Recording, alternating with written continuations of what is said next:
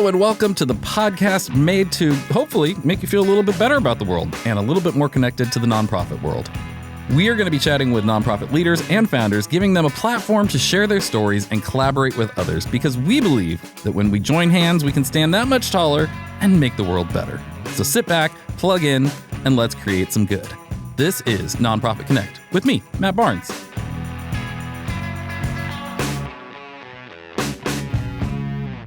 Well, hello, and welcome to Nonprofit Connect. I'm Tiffany Pope. Oh, dang. You just jumped in there. Wow. Had to get it before you. I don't know if I appreciate that. How dare you? I found buttons and they're fun. They're scary. No way. They're Who wants to awesome. listen to that? I can do small robot. Small robot, large robot. Megaphone. And then, Oh, that one's funny. it's cute, isn't it? Just, I'm having fun with the technology. Having because way I too much can, fun. Because I can. So Tiff's back. She's been out for a bit because of leg injury. Yeah. You know what's funny? McCoy, which is My Matt's son. Yeah. Every one time of the three. Yeah. One of the three one sons. One of the many. One of the three sons. One of the many children's. Every time I go over, he's like, "Is your leg still broken?" I'm like, you know what? Yeah, my leg's broken. It's not broken. She. What did you do? You tore something. I tore my LCL, tore my popliteus tendon, sprained my ACL, and sprained my PCL. Okay, so the only one of those things that I've ever heard of before was ACL. Yeah. All those other things I didn't even know we had in our legs. Honestly, same. Okay. But anytime I heard about LCL, anything CL, I knew it was trouble. So. And what super adventurous thing were you doing when this happened? Let's share with the people. I was just doing the most awesome thing ever called practice. I mean, you could tell people you were in a championship game of some sort for softball. And I made the diving catch, and we won the game. Right, and the injury got you but really it was just she was at practice and we were doing a drill. Twisted your foot the wrong way, basically, right? Yeah, I landed wrong. It was. Man. What a story. I know. What a story. It could have been everybody was kung fu fighting, but no. Just bad softball practice. Yeah. So anyway, we're glad you're back. Thank you. These all air in different orders. So for the listeners, that may not make any sense. Maybe you were never gone. I don't know how this is going to go. Anyway, so today, first of all, if you're joining us for the first time, welcome to Nonprofit Connect. This is a podcast where we are really working to connect nonprofits. Yeah. Like the name says. It's pretty self-explanatory. Yeah. Because people in the nonprofit industry often feel isolated, disconnected, and don't get the opportunity to feel connected and learn from each other very much. And so we wanted to facilitate that. We do live events here monthly in Newport Beach, California at Rogue Collective, our space. But then we started this podcast to be able to bring in a larger community and provide this internationally. Ooh. And today we're going international, baby. We're going big. So I'm really excited because our guest today is somebody that the work he's been doing and the organization he works for, I've been following since they started 20 years ago, which coincidentally, Tiff here is celebrating her 20th birthday. Next week. So I feel incredibly old. But our guest today is David McNair, and he is the executive director for global policy for the One Campaign. And if you don't know the One Campaign, it's one of the largest nonprofits in the world. This is Bob Geldof and Bono and a lot of big names who were involved in starting the One Campaign, named after the U2 song One. And they've just done amazing work in transforming the world, really, in so many ways, and providing with debt relief and AIDS medicines and to people who need it. And it's really incredible. There are literally millions of people who are alive because of the work that the One Campaign has done. Wow. That's so crazy. And I talked to David, and man, it was so cool to hear his perspective. First of all, just how normal of a guy he is, calling me all the way from Ireland, and how even though they are one of the largest nonprofits in the world, still on a larger scale dealing with the same issues as people we work with here in Orange County or across the globe, like small, medium, large nonprofits. It's scale, but it's some of the same issues.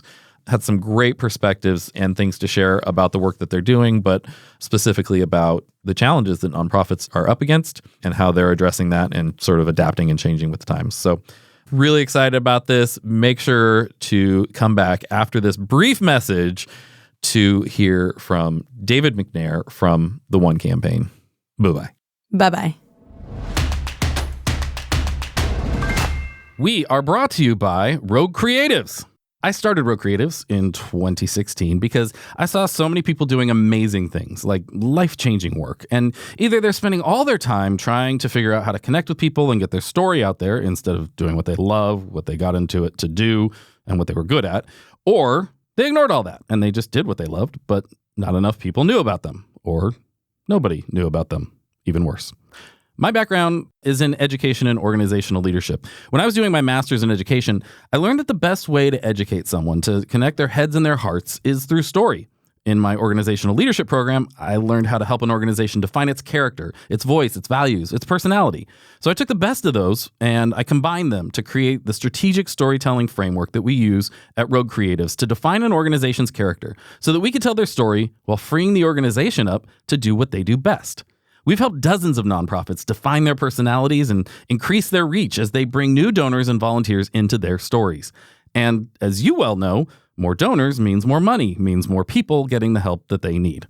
And that means the world's becoming a better place because of the character in your story. So get started today by visiting roguecreatives.com/NPC. That's NPC for Nonprofit Connect.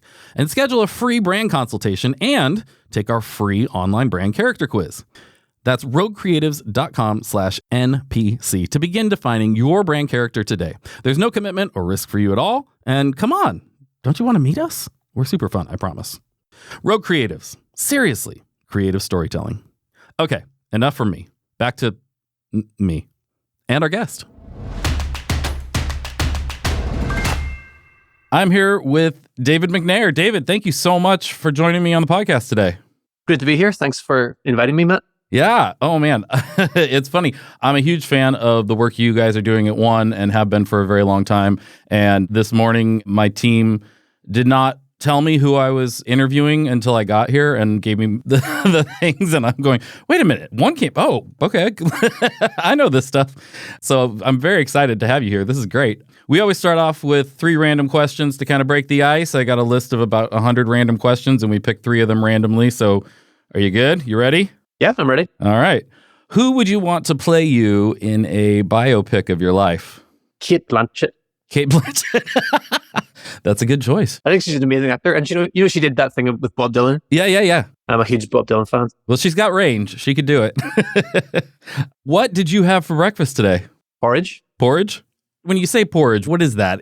For us Americans, we don't really do. Is that oatmeal? Yeah, steel cut oatmeal. Oh, okay. So it's just what you call it versus what we call it. Learning the lingo. And then where is somewhere everyone in the world should go visit? Well, I live in the west of Ireland, Okay. which it rains most of the time. Yeah. But when it's not raining, it's the most beautiful place in the world. So if you can kind of find a window where it's good weather, then everyone should come here. I've been there when it's raining. It is beautiful then as well. And I will say, maybe of all the countries I've visited, the Irish were the most hospitable. Just so kind and welcoming. And I don't know if I just got lucky or if that's the reputation of the country, but I had a great experience in Ireland. Yeah, no, it's a great place. So obviously you are the executive director of the One Campaign. And tell me about your origin story. Where'd you come from? How'd you get started? And how'd you end up doing this? So I grew up in Belfast in Northern Ireland in the 1980s, which was in the middle of a civil conflict. It wasn't much fun. And it was also kind of very, very insular and very introspective, very divided, put people in boxes and kind of ascribed viewpoints to different people depending on like what religion they were and so on. And when I was 18, I went on a trip to India and that kind of blew my mind, just the kind of like the smells, the sights, the different like ways of seeing the world, but also the inequality. And I came back from that trip, which was just like 3 weeks or something, and spent 6 months being really angry because I just couldn't get my head around like why these kind of extreme inequalities existed. So I kind of decided at the end of that period of anger that I was going to use it productively. I didn't want to get involved in like charity work, kind of helping. I wanted to like ask why inequalities existed and try and kind of change the systems that drove them. So then I did a PhD and I got involved in campaigning around the Jubilee debt campaign, campaigns around trade justice. And that kind of got me hooked on this idea that you can kind of use your voice in a political way to convince decision makers to change policy that will have impact on a kind of a large scale. And I've seen that happen. I mean, a lot of the time it feels like you're banging your head against the wall, but when it works, it really works. And I've seen it happen a few times, and it's pretty inspiring to be part of, Yeah. And a lot of the One Campaign stuff started with Bono's work. Is that around that? Was it kind of in cooperation, or was it that? Yeah. So I got involved. So One's been kind of running for like 20 years. This year is our 20th anniversary. I got involved about 10 years ago. But even the work that I was doing before that, Bono was very involved. I mean, the origin story of One is really that an activist called Jamie Drummond was on a trip to the place in Ethiopia that had experienced famine. And he heard the statistic that the amount of money raised during Live Aid was being paid by Ethiopia every year in debt repayments. And he had this light bulb moment where he was like, okay, well, Bono and Geldof need to like know this. So he spent, I think it must have been like a year just trying to get a call with Bono. And eventually Bono like relented and said yes. And then that kind of kicked off a whole movement around activism. And Bono got very involved in the fight against HIV and AIDS. And at the time, this was a situation where if you contracted HIV in the United States, you got access to treatment. If you contracted HIV in Malawi, it was a death sentence. And the difference between those two experiences was 2 pills a day, which cost $2. So it came from this idea like where you're born shouldn't determine whether you live, that kind of simple principle.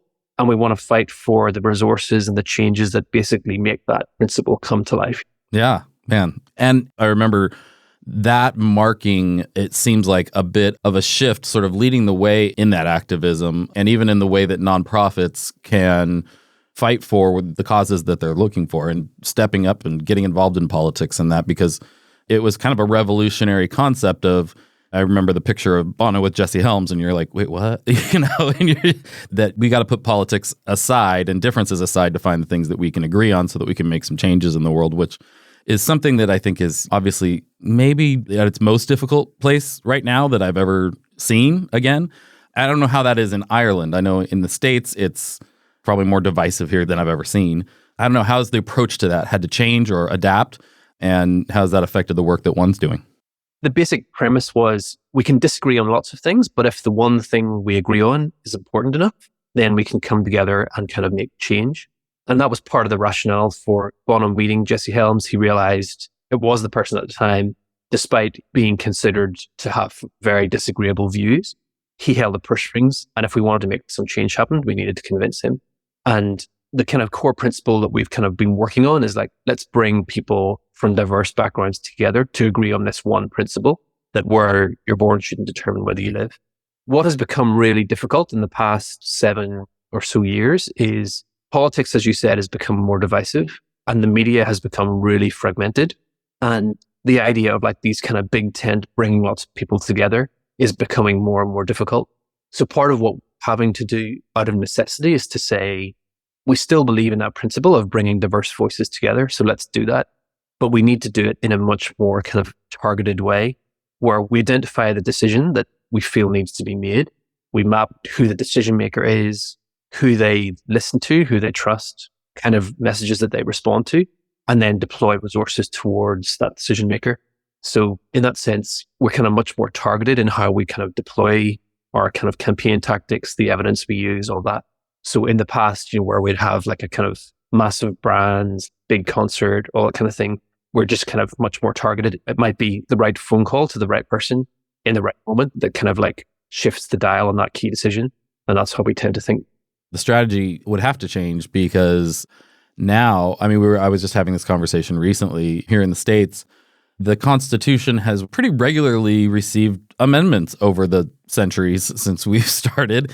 And that today, I can't even see how that would ever even happen, because if one side is doing something, the other side automatically is like, no, we're not even going to talk about it. It's to that point where 20 years ago, you could go, okay, we're different on this and this, let's get together on this. But I think adapting that is really interesting. And it's an interesting topic because I think every nonprofit, everybody in this sector has to deal with that in some way. And at least, if not on this specific subject, but they have to deal with the idea of change and changing strategy as culture changes and how we approach different topics and different things. What are some of the other ways that one has adapted its sort of processes and strategies over the years? To pick up on your kind of earlier point, this kind of divisiveness, in some senses, you can see that as a kind of an impossible conundrum. Like people aren't going to come together. Another way of looking at it is this kind of approach of bringing people together is needed more than ever because of that division. And there's lots of really interesting work happening in the kind of civic tech space where there are basically, different communities that would be seen as kind of polarizing. If you poll them on what they care about, often they care about the same things. And there's this tool called Pollips, which has been used extensively in Taiwan to basically kind of figure out what do these diverse groups care about and how can we use that to design policy. So part of what we've been thinking about is how can we use techniques like that to say, let's kind of identify these issues, identify the kind of energy where people are motivated and care, and then kind of channel that into a political strategy. The other thing I'd say is a big part of what we need to do, whether it's in Europe or North America or Africa, is to mobilize the middle economically, the middle politically. And often they are kind of turned off by internationalism. They're turned off by kind of doom and gloom messages about climate change. What they care about, and there's been extensive polling on this, is they care about protecting things that they love and they want to do it with people that they trust. And therefore, if we can kind of say, okay, we know climate change is happening. We know it's divisive. There's lots of different opinions about it, despite all the kind of scientific evidence. But we do know that action in your local area to protect your local park, working with your local community, could actually be a powerful thing. So there are groups that are now kind of developing campaigns in partnership with local sports teams, church groups, whatever, to say, okay, let's take action, whether something as small as not using a plastic bag to writing to your MP, to buying an electric car. Let's almost gamify that, bring a group together to say we can score points on this game collectively as a team, and then kind of ladder that up into kind of some political action. And we've used that a little bit. So a lot of the work that we do is on making the case for global health and making the case for countries like the US and UK and France and Germany kind of committing money to that. There's a lot of skepticism around whether that money actually delivers impact, even though there's a huge amount of evidence that it does. So what we did was we said, okay, we've got these funds like the Global Fund on AIDS, TB and Malaria and Gavi, the Vaccine Alliance. They've got very, very kind of nuanced kind of impact metrics. Let's disaggregate that by the amount of money that each country has committed and then disaggregate it again using tax data by region. So we can say that the US state of Delaware, through its tax contributions to the US federal budget and therefore the fight against AIDS, has saved, I forget what the number, but it was 300,000 lives or something. And as a result, Chris Coons, the senator, was like, okay, well, I can use this to make the case for why I can be proud of what Delaware has done and I want to vote for this in operations and so on. So that kind of making it tangible, making it local and bringing people together on these big international issues, I think is really, really important. Yes, I think what I've seen in our work with nonprofits has been if we can address issues and not the politics. Before, maybe it was you could go straight to the politicians, but if you can talk to people about, if I say climate change, people have that associated so much with politics that they immediately go to what their political leaning is on that. If I talk about something like a subcategory of that, something that is specific, pollution, whatever it is, people go, oh yeah, it's just terrible. And it's kind of the same across. So if I can engage somebody on something and before they associate it with the politics, then they're more likely to come together because you can go, yeah, we can all agree it's smoggy or it's this, it's that, whatever. It's been crazy. There's more pollution, there's more this, or whether it's that or it's homelessness or it's whatever. As we're doing messaging with nonprofits, if we make it about that sort of top level stuff, it's so tied to politics. But if we can drill down a little bit, it becomes more relatable to people and they get attached to it before they realize they're dealing with something that's been politicized, and we can hopefully kind of grab them in and engage them a little bit, which is different than what it's had to be in the past because everything's been so politicized. Yeah, totally. And I think this idea of people filtering information through what they already think or believe is a real kind of challenge. It's not a new challenge, but one of the things we've been looking into is the role of humor. And we actually got someone from American University to come in and do a lecture to our team, basically looking at how if someone just receives straight information like a news broadcast, they're going to filter that through, okay, well, I don't believe that, and therefore I'm going to selectively choose the information that fits with my belief system. If you make a joke about something, those filters are kind of let down for a moment and you can engage or enter into a debate in a different kind of way. So we've been kind of thinking about ways in which we can use humor or satire to kind of puncture those barriers somehow and kind of encourage people to think differently about issues. Absolutely. And I think part of that, and whether it's humor or it's just bringing joy, it's bringing positivity, people are so starved for positive in the world. And if we can separate that from politics, the days of, which really should never have been a thing when you look at ethical storytelling and all that kind of stuff, but the days of the videos of the sad kids and all of that are, people don't want to hear that message anymore. And it's not effective. It's exploitative. And it also, people know the world sucks. They don't need to be reminded of that all the time. It's just like, ah, man. So they might give you a one-time donation to make you go away, but to get people to join in, it's the excitement of what's being done to address a problem. It's the hope, it's the joy in it, the humor, those things that they're not typically associating with these topics because they've been so tied to politics. If we can bring the other side of it, the things that they're sort of starving for when those topics come up, it changes the whole feel of it. But it's been a challenge. I mean, we've been making a lot of headway with it, but it's been a challenge to get, over the last decade, nonprofits on board with that at first, because they were so used to, we got to do the sob story. We've got to really pull on the heartstrings. But now we're starting, I think, really see the fruits of not leaning in that direction. I think it's so important because certainly in my view, the mission is not charity. We're not just trying to like put a band-aid on some kind of problem that's happening right now. The mission is equality and dignity. If in raising money for your thing, you're kind of undermining that core principle, then the starting point is wrong. So I think you're totally right on. So a few months ago, I'm sitting in the Sphere in Las Vegas watching U2. And I literally was having the thought of, because I had just seen some stuff on what you guys are doing and different statistics about Africa. And I'm sitting there watching and going like, how many of these lives were saved because Bono went and knocked on these doors? Because this guy that I'm watching sing and perform did this thing. But I guess my question is, if you didn't have a Bono, if you didn't have the kind of access and resources, and somebody wanted to start something to tackle a problem as large as that, is it possible, A? And B, if so, what would your, I guess, suggestion be for somebody? Where do they start? Well, I think the first thing to say is, like 20 years ago, whenever all this started, we lived in a very different world. And what Bono talks about in his book is like, celebrity is currency. You need to choose how to spend it.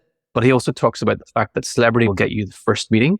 Credibility will get you every meeting after that. And therefore, I think there are doors that can be opened when you have that access. But actually, what really drives authenticity in a mission is when you've got evidence, when you've got people who genuinely care and are engaged, when you're bringing people together.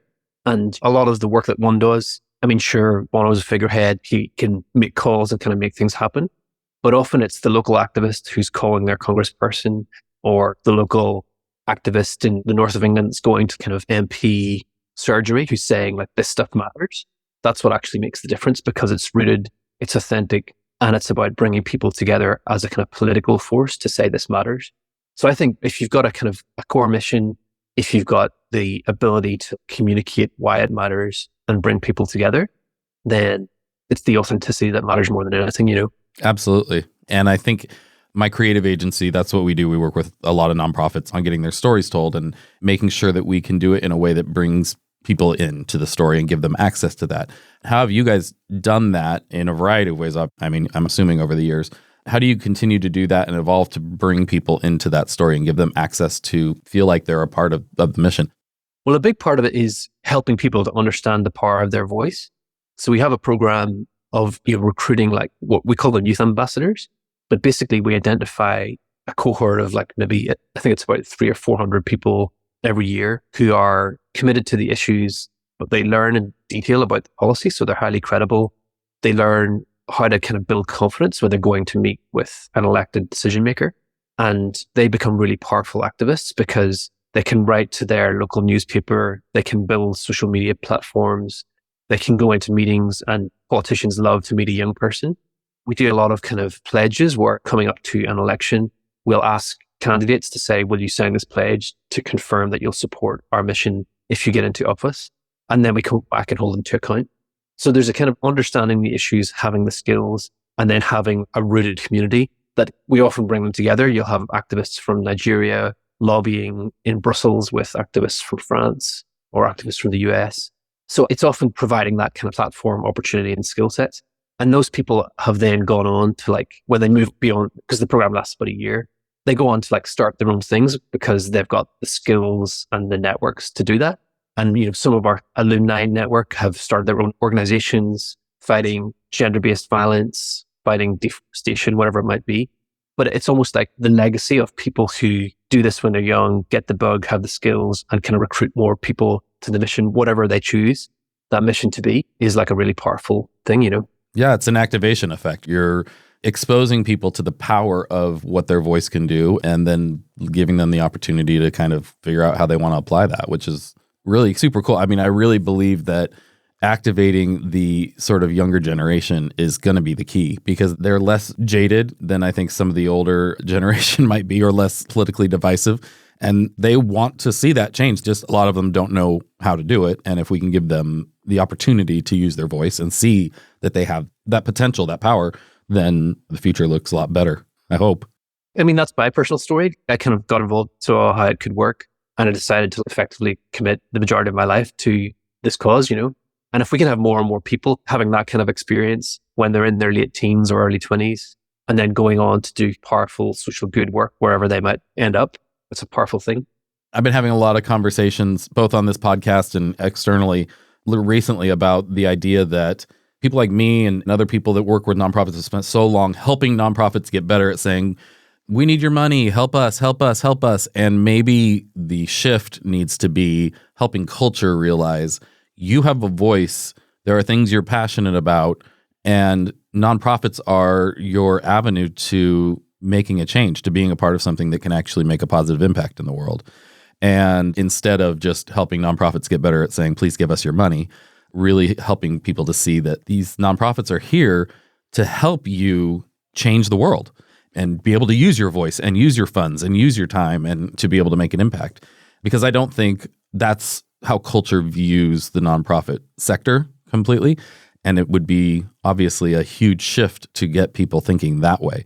So we've even talking about like with little kids, like how do we, this idea of just helping them see that there are these avenues as you're growing up to see the things you're passionate about and find the people who are doing that work and connect with them. And I'm interested to see how those things play out. What's sort of the youngest demographic you've worked with? Is it sort of the college age students? Yeah, it tends to be, we don't go any younger than that really. But I mean, you should say that about the distinction between raising money and kind of voice. Like one's tagline is, we don't want your money, we want your voice, precisely because that's the signal that we want to send. And it's interesting because we've done that at a kind of within countries, like within the US, within France, within Germany for a long time. Now our whole strategy is to say, okay, we want to mobilize credible African voices to channel voices into G20 countries that hold the purse strings. And because of the world that we live in and like historical anachronisms and all the rest, the real power over the IMF, the World Bank, like the key funding decisions still sit in the Treasury Department in the US, in the UK, and France and Germany. And we did this calculation, which is crazy to me, like per capita, the power of a US citizen's voice within the IMF, which is the International Monetary Fund, such a powerful global force, is 70 times an Ethiopian citizen's voice. And yet Ethiopia is far more affected by the IMF than the US. So if we can bring together Ethiopian activists who have got like credible stories on what needs to change with US activists who have 70 times the voice that they have, then it's like a powerful thing. And channeling those voices and addressing this international democratic deficit in a way in these institutions, that's the whole thing that we want to do now, Yeah, if American voices can become sort of the megaphone for the voices of the people who are actually there, who need to be amplified, then it's the it's the perfect partnership to actually make some changes. That's great. I'm super impressed. I mean, obviously, I think everybody's pretty impressed and very well aware of the work that one has done over the last 20 years, but the ways that you have grown and pivoted and not just, it would have been very easy for any group to go, okay, we did it. We did that thing. And so we're done now. We've focused on this problem and we're just going to keep doing that. But the ways that you've adapted and grown and expanded has been very inspirational and I think a great example to other nonprofits. And I'm so glad that you're here because I think most of our listeners are probably more medium to small nonprofits who are trying to figure out how do we grow, and to see like there's opportunities to do that and to adjust and shift and change as culture changes. Yeah.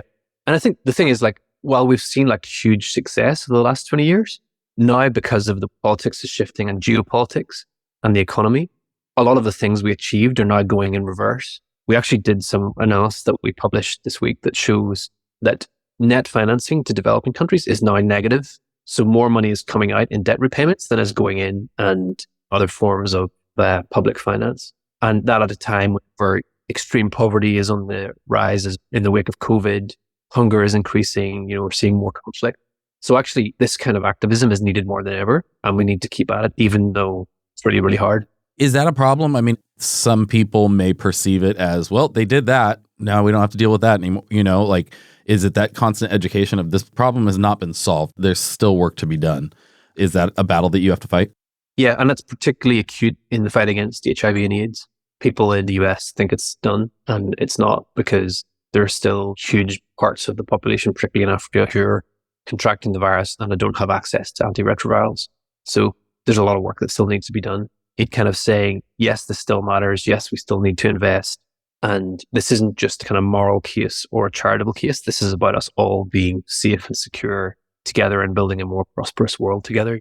And that's a hard argument to make whenever people are squeezed at home, but we need to keep making it. Absolutely. Well, I'm glad you are. And I'm so excited to continue to watch and the work that you all are doing. We always close with a few questions. The first one is always, is there one piece of advice, anything else that you would want to say to a nonprofit leader out there as they are climbing whatever hill they're climbing, fighting whatever battle they're fighting, a piece of advice or a thought or anything? Well, let's say, authenticity is key. Just be yourself, keep making the case, be genuine, but also look after yourself, because it's a marathon, not a sprint, and it's rough. And we need to kind of find people who we can kind of rely on and who we can kind of fight together in this battle. That leads perfectly into the next question, which is, how important is community to you and how do you connect with your community? Yeah, it's fundamentally important. I often kind of think my work not as a set of institutions and more like an ecosystem. So a lot of the people that I worked in with my first job with an NGO called Christian Aid, they've gone on to do like amazing things in different organizations to set up new things. And we're still in touch, and I can still call and say, like, I'm struggling with this. What do you think? So that kind of thing is so important. And I always say when people leave my team, I'm like, you're not actually leaving. You're just going to pursue this mission somewhere else. And we're behind you, and please keep in touch, kind of thing.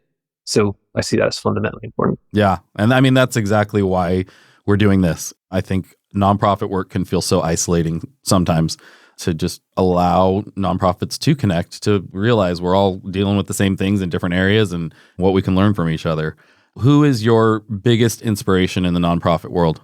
There's so many like wonderful people that I have worked with. Gail Smith, who was my boss until quite recently, she is so committed, like a lifelong commitment, and so genuine. And I've been on calls with her when she gets like a phone call from the White House and she says, "Oh, sorry, I'll phone you back," because she kind of values the person that she's with.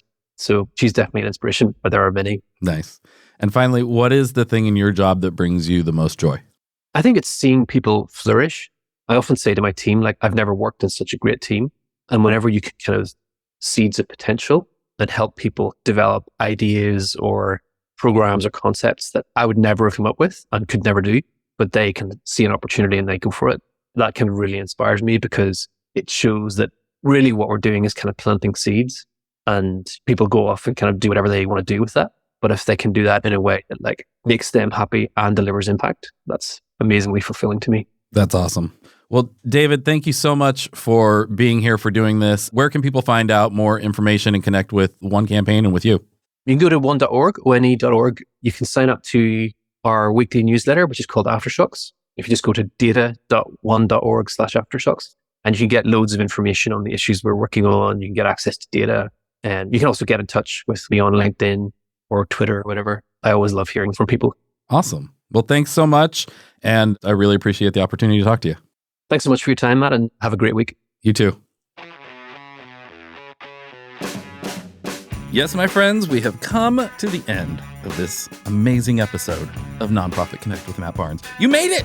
Thank you so much for listening this far. And if you'd like to hear more from Nonprofit Connect, brought to you by Rogue Creatives, make sure to subscribe on whatever platform you're listening on so you don't miss out. We don't care which one. It doesn't really matter. Just listen. Just subscribe. Just make it come right into your podholes every week so you can hear what's going on. Also, if you're interested in working with us or want to reach out and tell us how amazing we are, learn more, whatever it is, you can visit our website, npconnect.roguecreatives.com. Or just go to roguecreatives.com and you can find the rest. Okay, that's pretty much it. Okay, bye-bye. Nonprofit Connect with Matt Barnes is hosted and executive produced by me, Matt Barnes, with an assist by my chaos coordinator, Tiffany Pope. Production is by our amazing friends over at Fame, the B2B podcast agency, along with Belinda Carter-Thompson and the team here at Rogue Creatives. Production lead is Luke Audi at Fame. Writing is by Sam Hollis at Fame and Matt Barnes and Taylor Bolanos from Rogue Creatives. Nemanja Koljaja of Fame is our audio editor, and Arslan Yakub from Fame is our video editor. Creative direction is by Corey Hill of Rogue. Our artwork is designed by Hopo Kelly and Joshua Marino at Rogue, and Ian Salas of Fame. Theme music is composed and performed by Jared Atherton of Chapters. Luke Audi of Fame does our booking and our guest relations. Huge thanks to our amazing guest for joining us for this episode, and to all of you incredible listeners for tuning in. If you enjoyed the show, and I don't know why you wouldn't have, don't forget to help us spread some good by giving us a good review. Preferably, 5 stars with lots of words saying how amazing we are on whatever platform you're listening on. Apple Podcasts, Spotify, whatever it is. Also, tell your friends and subscribe so we can come straight into your podholes each and every time we have a new episode. For more information about Nonprofit Connect or to join us at a live event here in Orange County, California, visit our website, npconnect.roguecreatives.com. We'll catch you next time.